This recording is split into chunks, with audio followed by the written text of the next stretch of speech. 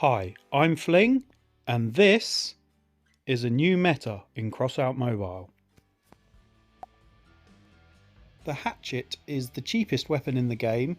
It's essentially a souped up version of bumpers or train plows in that it only does damage when you collide with another vehicle.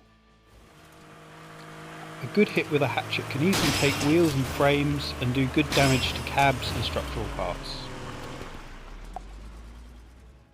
It's not usually a problem that hatchet does quite good damage to wheels and such, because it's used in a situation like this. It's a ramming weapon, you lose all your speed once you've used it, so it's very dependent on you being able to drive away and come back, attack again and again.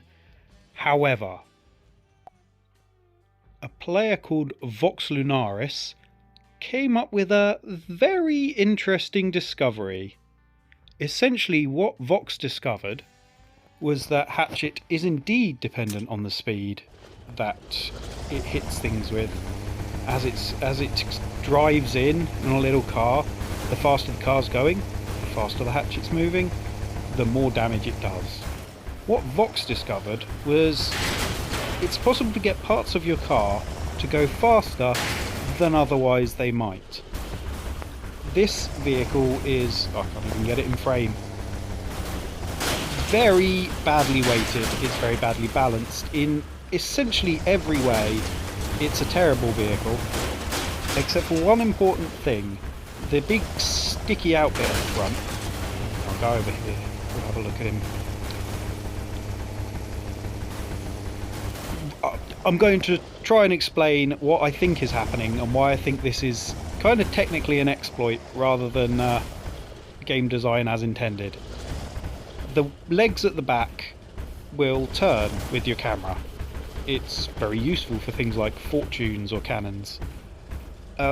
What they do, I'm not entirely sure on the underlying maths in the code, but they try and keep your cab as the centre of mass and rotate your cab, because on most vehicles rotating the cab is exactly what makes sense from a physics point of view.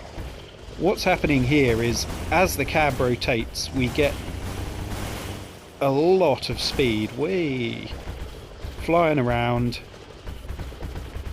and that speed adds up to damage on the, if I can use the thing, there we go, damage from the hatchets and smashing into things, with the added bonus that it's not movement, it's not me trying to push something, it's rotation, which means that somehow it does extra impulse, extra momentum when it hits things.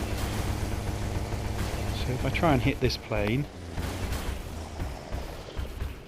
which I can't do because I'm not very good at this new meta, but you can see it just threw that thing around like a ragdoll. It seems that once you hit something, it goes into almost a ragdoll state. I know they're not people, so it's not the same, but they get tossed like that. They get thrown up like he's on the end, and by all laws of real physics, this shouldn't be able to happen. But there we go. Yeah. So it's an exploit based on in-game physics not quite matching the real world. Of course, in the real world, very few things in Crossout would work, because where do they keep all the bullets?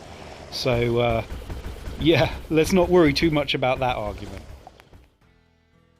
Essentially what it boils down to is the longer the sword part of the vehicle, the more speed the end of it gets as the vehicle tries to rotate around this end. I guess it's the handle if we stretch the sword metaphor a bit too far. Yeah, so we have a big long sticky out bit. I could probably make it even longer, but it's already ridiculous and gets stuck on things. The vehicle tries to spin to keep the cab pointing the right direction, and in doing so it makes this whole bit spin around too. Now of course it should probably just stick in the ground and not be able to move. It should definitely not be able to move at, what are we going, 90 odd kilometers an hour. So yeah, I feel like game design as intended, there should be a lot more friction in this scenario, and it shouldn't be able to just go, well, obviously I can't do it because, like I say, I'm not very good, but there you go. Just throwing things like that was, it shouldn't be able to throw things. So yeah, that's the new sword meta invented by VoxLunaris. Unless the devs do something to make this no longer feasible, I would imagine these kinds of builds are going to keep cropping up from now on. He's genuinely invented something new, which is good, even though it's very silly. I'm going to end this video out with a bit of footage from gameplay, some normal gameplay, some insanity mode gameplay, which I get some really good air in, and yes, Leviathan against VoxLunaris himself, the inventor of this contraption. Like and subscribe and all that YouTuber stuff, and I will see you on the battlefield.